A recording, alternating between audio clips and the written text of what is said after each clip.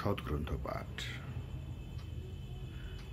শ্রী সত্যেন্দ্রনাথ মজুমদারের বিবেকানন্দ চরিতের আচার্য বিবেকানন্দ এই অধ্যায় থেকে ধারাবাহিকভাবে পাঠ করছিলাম। আজকে পর্ব 130।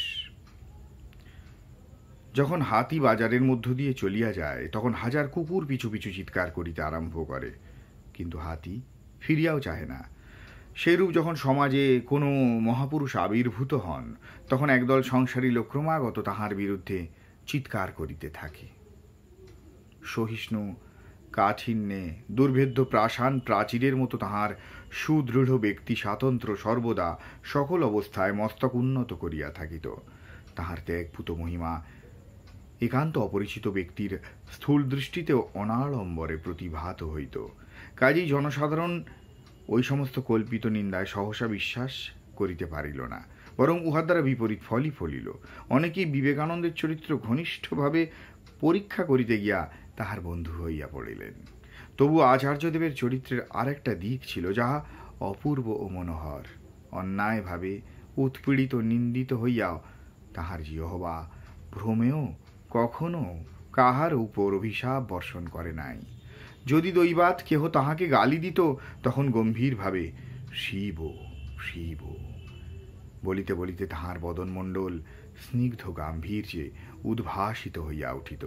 যদি কেহ তাহাকে প্রতিবাদ করিবার কথা ক্ষুব্ধ উত্তেজনাবশে স্মরণ করাইয়া দিত, তিনি সস্নেহ উত্তর দিতেন, ইহা তো শুধু প্রিয়তম প্রভুরই বাণী।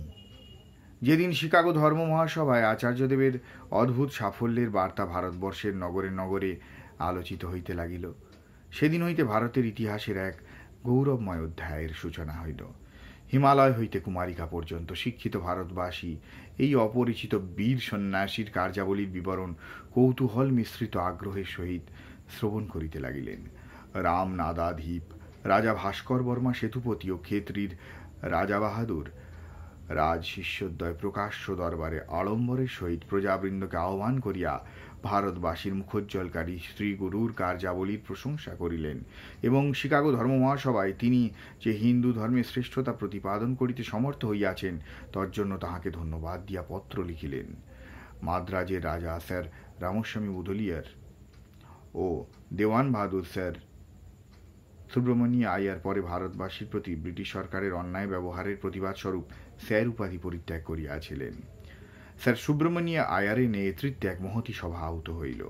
খ্যাতনামা পণ্ডিত ও সম্ভ্রান্ত ব্যক্তিগণ উপস্থিত থাকিয়া স্বামীজির প্রচার কার্যের সমর্থন করিলেন এবং উক্ত সভার রিপোর্ট সহ তাহাকে উৎসাহ প্রদান করিয়া এক পত্র লেখা হইল।